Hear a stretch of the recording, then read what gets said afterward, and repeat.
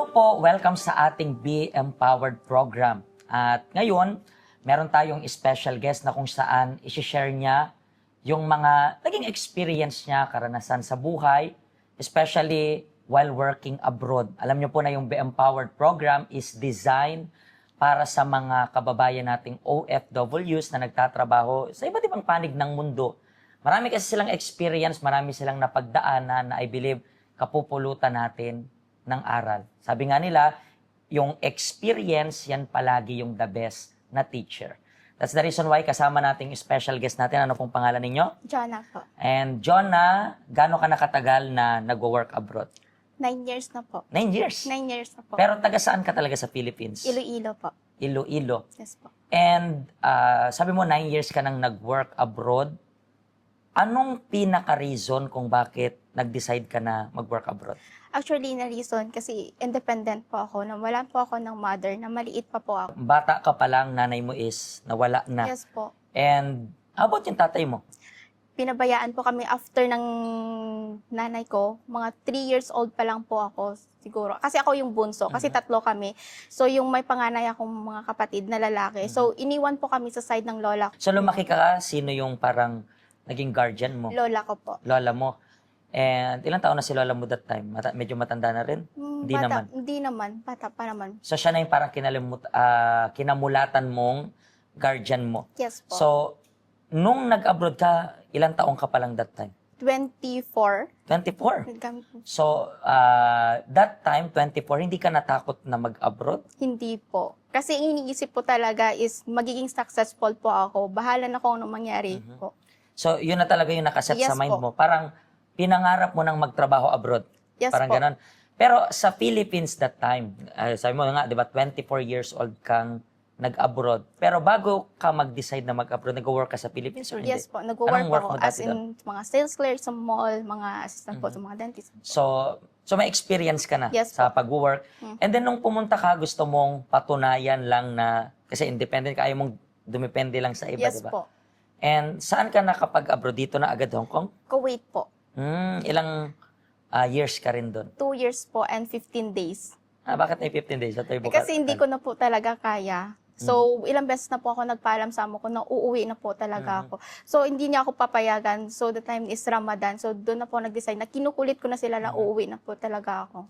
Kasi itong 2 years na to, bakit parang hindi mo na kaya? Di ba sabi mo nga, pangarap mo na mag-work abroad, pangarap mo, and then, yan yung parang inaasa mo, magiging successful ako kapag pumunta ako ng abroad, pero parang iba sa na naging experience mo, ganun? Yes po, based po sa experience. So, actually, okay naman po yung amo kong babae. Pero yung problema lang po talaga is yung amo kong lalaki.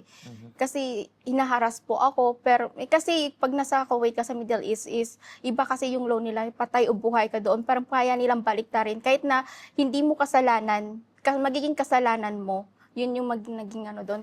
What do you mean yung sinasabi mong hinaharas ka? Hinaharas po ako in the way na gusto po akong halikan ng amo ko. Minsan, Kasi nalaman ko rin dito sa program na rin natin na minsan pwede pa nilang baliktarin kasi yung Yes story. po. Kapag nagsumbong ka sa amo mong babae, minsan, yes po, pero nasubukan mo magsumbong sa babae. hindi po Hindi talaga. So tiniis mo lang, parang Yes ganun. po. Kasi advice din ng mga kaibigan ko doon na huwag ka na magsabi, baka baliktarin ka rin. Ganun po. Kaya hindi lang ako nagsabi. Kapag base sa pagkakaalam mo yun, nandun ka, kapag binaliktad ka, anong mangyari sa'yo? Ikaw yung makukulong, parang ganun? Hindi. Siguro ako din ang makukulong time na yon So or wala kang papapauwi. Yes po. So Wala wala po. kang idea kung ano. Pero sinasabi ng mga friends mo na wag mo nang isumbong. Yes po. So, and then, nung pag-uwi mo, nakapirma ka na niya ng renewal ng contract o hindi pa? Sa Kuwait po, walang renewal po yun. Tuloy-tuloy po yun lang trabaho din. Either na. So after 2 years, pwede ka naman magsimula ulit without the, ano po. So doon is kakaiba, parang Continuous po. ang- kapag nakapasok ka na doon, basta tuloy-tuloy ka Opo. na. Kung gusto mong umuwi, doon ka magpapaalam, uuwi ka na. Ganun lang po. Basta matapos mo lang yung first 2 years, parang ganon. Yes po. Pero kung gusto mo magtuloy-tuloy, okay Tuloy. naman sana. Yes po. Pero how about yung sahod mo doon? Okay naman sana. Hindi po. Ay, hindi. Hindi po okay po. Kasi naliliitan din po ako ng ganyang kahalaga po. Pero naliliitan ka nun and single ka nun, di ba? Yes po. Nalilitan ka, wala kang ginagastosan, o may ginagastosan ka sa Philippines that time? Wala rin po. Sa sarili ko lang po. Trabaho ko, tapos yung mga sahod ko sa akin lang po talaga. Pero nalilitan ka pa rin, ha? Naliliitan po ako kasi kasi yung binibase ko pa kayo sa ibang mga sahod ng mga ibang bansa. Para sa akin, maliit pa yon. So, may idea ka na rin sa bawat rate ng bawat bansa pala. Yes po. At isa sa nung sinasabi nila dito po yung malaki. So, tinipon ko po yung yung Sahod mo. sahod ko kasi iniisip ko talaga, ayoko talaga magkautang. Kasi iniisip ko, ako rin magbabayad. Wala rin So, inipon mo lahat ng yon. Yes. And then, nung papunta ka na ng Philippines, di ba, pauwi ka na ng Philippines, nagalit ba sila na parang uuwi ka na ng Philippines o hindi nila alam na? Alam nila, pero hindi naman sila okay naman po sila. So, okay lang naman. Ah. Even dito sa lalaking nangahara sa'yo or Pero wala na siyang magawa? wala na siyang magawa kasi uuwi na ako. Sabi ko tama na, okay na po ako. Okay, so pagbalik mo ng Philippines, na-stuck ka doon ng how many months? 7 months po. 7 months lang talagang decided ka talaga? Yes po, kasi ayoko po magtambay na mga just like 2 months lang po. Para sa akin po is napakamahabang panahon na yun sa akin. Kaya nag-apply po ako. So, Hong Kong na yan? Yes po. Kasi nakita mo na mas mataas yung sahod Yes dito. po. So, dito sa Hong Kong, ilang years ka na? 7 years po. Nakailang employer ka na rin dito? Bali, 2 po. 2. How was your first employer naman dito? Nakatagal ka ng ilang years? 2 years lang po. Isang contract lang rin? Tinapos ko lang yung isang contract kasi verbal abuse naman dito. At isa pa, wala po silang binibigay na pagkain. 3 months, okay naman. Pero the rest of the months, yun na po, yun na wala na po akong pagkain, ganun. Pero inoferan ka nila na mag-renew ng contract? Hindi rin Hindi po. rin. Kasi sa mga 6 months ko, gusto nila ako pababain na. Kasi nga hindi po ako marunong magluto that time. So, gusto nila ako pababain. So, sabi ko, Wait lang, yung sabi mong hindi ka marunong magluto, you say yung Chinese food yun, di ba? Yes po. Kasi paano ka nabuhay dun sa Kuwait? Yes po. Hindi ka marunong magluto, di ba? So, hindi mo gamay yung ganyang pagkain. So, yan rin yung mga adjustment na Yes. ginawa mo. Pagkatapos ng kontrata na yan, umalis ka na rin dyan. Umalis na rin po ako. And nakahanap ka agad ng employer yan? Yes Or- po. After ko doon, pag how many days? 15 days, na nakahanap po ako ng bagong employer. Alam ko marami ka nang naging experience dito abroad. Pero sa lahat ng na-experience mo dito, working abroad, ano yung hindi mo makakalimutang experience? Yung sa Kuwait o yung dito? Sa Kuwait po. Yun Yan talaga. yung... Yes po. Eh, kasi imagine mo, first time mo, Hmm. tapos nangaharas pa. So parang, yung iba nga is natotrauma na dyan, ayaw na mag-abroad, especially po. kapag first time. Pero dahil pangarap mo talaga, Yes.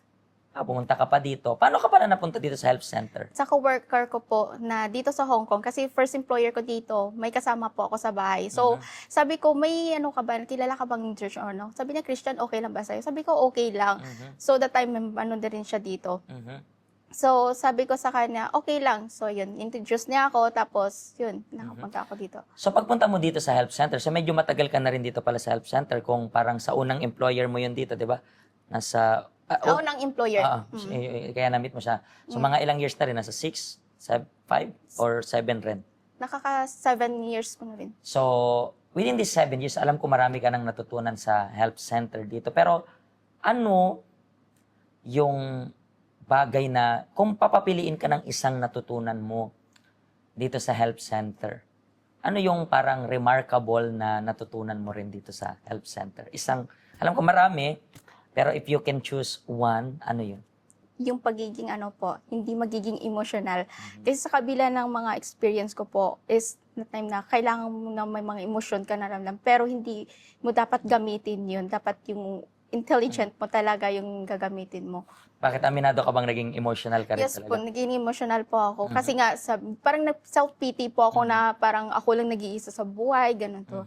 But I'm so thankful sa health center, through the health centers, through their counseling, mga guidance nila.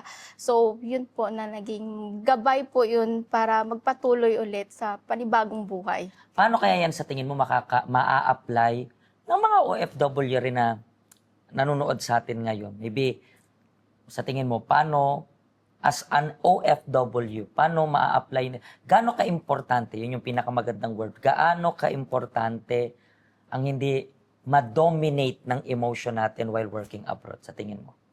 So, para sa akin po, ang palakasan lang po ng pananampalataya sa Diyos. Yun lang po. Kahit anuman mga problema sa buhay, laban pa rin po yun. Very interesting kasi nasabi mo na patibayan lang, palakasan lang. Yes po. And how many times yung emotion natin nagsasalita na, no, pagod ka, kawawa ka Yes naman. po. Pero hindi naman makakatulong yun. Kapag may target ka sa buhay mo, dapat mas yun yung panghawakan mo, di ba? Yes po. Yun po yung reason kaya nandito kami para sabihin sa inyo na dapat wala tayong time na maging emotional. Yes, meron tayong emotion, pero dapat hindi tayo makontrol ng emosyon natin. Kasi kapag nagpapakontrol tayo sa emosyon natin, ang mangyayari is, saan ka dadalhin yan? May mga times na gagawa tayo ng desisyon na parang ang sarap sa feeling. Pero isipin mo na lahat ng desisyong ginagawa natin, laging may bunga. So sa case niya, hindi siya naging manhid. Natutunan niya lang kung paano kontrolin yung emotion niya para gamitin yung talino niya sa paggawa ng desisyon. Yun rin po yung may papayo namin para sa inyo. Maraming salamat po sa pag-share ninyo ng inyong testimony. Hopefully, makaabot to sa mga kababayan natin na especially masyadong emotional, and then yung emotion na to nakaka-apekto na sa bawat desisyon. Thank you very much. Thank you very much din po para sa inyong lahat. Makita-kita po tayo sa next episode natin. God bless you.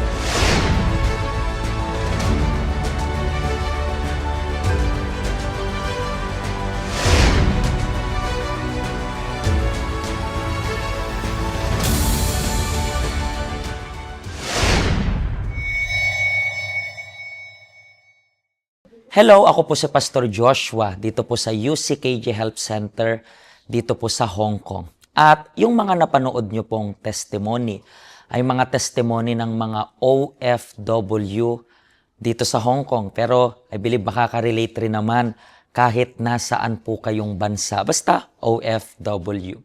Ang health center po natin ay walang pinipiling religion. Base na rin po sa name, Health Center.